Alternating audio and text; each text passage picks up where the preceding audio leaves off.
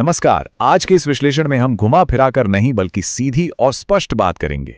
जरा सोचिए, 3 मई की वो रात, लाखों बच्चों ने महीनों की थकान के बाद फाइनली एक सुकून की सांस ली थी। लगा था कि चलो अब सब खत्म हुआ, लेकिन तभी अचानक से खबर आती है कि नीट यूजी 2026 की परीक्षा रद्द कर दी गई है। ये सच में हैरान करने वाला था। ये सिर्फ एक परीक्षा रद्द होने की खबर नहीं है, बल्कि एक पूरे के पूरे सिस्टम के बुरी तरह से फेल हो जाने का खुलासा ऐलान है। अब जरा इस नंबर पर गौर कीजिए, 23 लाख। ये कोई मामूली आंकड़ा नहीं है। ये उन 23 लाख छात्रों का भविष्य है, जिनकी दिन रात की मेहनत और इस सिस्टम पर उनके अटूट विश्वास को एक ही झटके में गहरे अंधेरे और अनिश्चितता में धकेल दिया गया।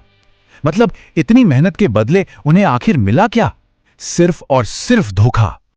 और यहीं से हमारे सामने सबसे बड़ा, सबसे चुभने वाला सवाल खड़ा होता है। आखिर कब तक? ईमानदारी से दिन रात एक करने वाले इन छात्रों को आखिर कब तक इस सिस्टम की नाकामी और भ्रष्टाचार का बोझ उठाना पड़ेगा?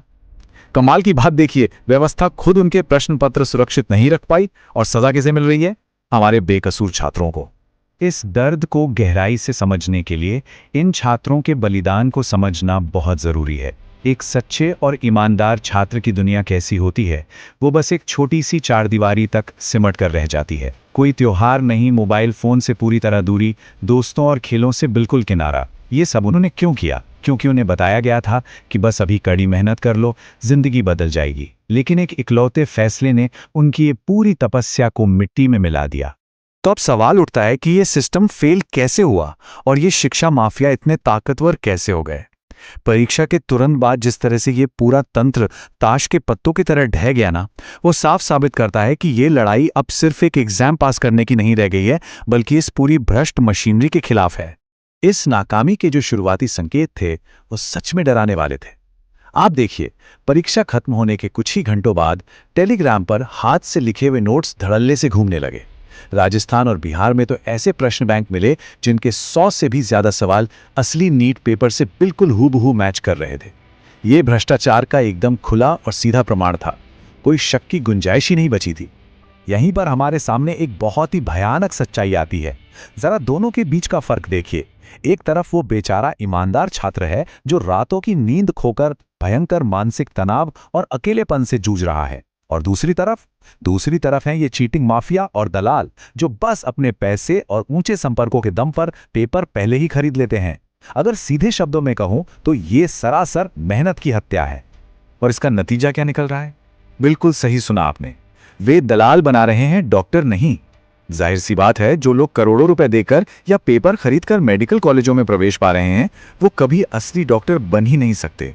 वो तो बस अपना निवेश वसूलेंगे। ये हमारी शिक्षा व्यवस्था की सबसे बड़ी, सबसे शर्मनाक हार है।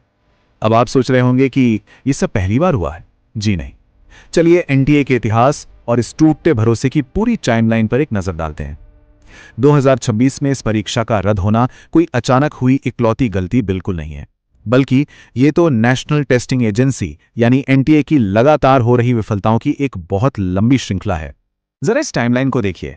2019 में आंसर की का विवाद खड़ा हुआ। फिर 2020 में एक छात्रा को 590 की जगह सिर्फ 6 नंबर दे दिए गए। 2022 में जेईई मेंस में भयंकर तकनीकी खामियां आई। 2024 का पेपर लीक विवाद तो आपको याद ही होगा, जिसमें 67 बच्चों के पूरे अंक आ गए थे। और अब 2026 में पूरी की पूरी नीट परीक्षा ही रद्द कर दी गई। आप पैटर्न देख रहे हैं? ये एक व्यवस्थित बीमारी है जो धीरे धीरे युवाओं का पूरा भरोसा निगल रही है। 2024 वाली घटना को तो शायद ही कोई भूल सकता है। देश के सर्वोच्च न्यायालय ने खुद माना था कि हां, पेपर लीक हुआ है, लेकिन व्यवस्थित सेंधमारी साबित न हो पाने के तकनीकी तर्क पर दोबारा परीक्षा नहीं कराई गई। और उसका नतीजा, लाखों योग्य छात्रों को उस वक्त भी न्याय नहीं मिल पाया था। लेकिन बात सिर्फ छात्रों तक सीमित नहीं है। आइए उन परिवारों के संघर्ष और इस नीट एग्जाम की उस छिपी हुई कीमत की बात करते हैं जो अक्सर कोई नहीं देखता। जब कोई परीक्षा इस तरह रद्द होती है ना, तो सिर्फ एक छात्र का दिल नहीं टूटता, बल्कि एक पूरे के पूरे मध्यम वर्ग के परिवार पर बहुत भारी आर्थिक और भावनात्मक तबाही आ गिरती है। ये असल में उन माता पिताओं की कहानी है जो अपने बच्चों के लिए अपनी जीवन भर की कमाई दांव पे लगा देते हैं। पिता का दिन रात ओवरटाइम करना, माँ का अपने गहने तक बेच देना, कोटा, पटना, दिल्ली या लखनऊ जैसे बड़े शहरों में बच्चों को सालों तक पढ़ाने का खर्च, और फिर उन दूर दराज के परीक्षा केंद्रों तक जाने का भारी भरकम खर्चा। सिस्टम की एक छोटी सी नाकामी इन सारे बड़े बड़े त्यागों को 1 सेकंड में शून्य कर देती है। इसीलिए कहा जाता है कि नीट केवल एक परीक्षा नहीं है, ये एक पूरे परिवार का सबसे बड़ा भावनात्मक और वित्तीय निवेश है। जब ये परीक्षा रद्द होती है तो वो सिर्फ उस बच्चे के आत्मविश्वास को चकनाचूर नहीं करती, बल्कि वो एक पूरे घर को, एक पूरे परिवार को आर्थिक और मानसिक रूप से अंदर तक तोड़कर रख देती है।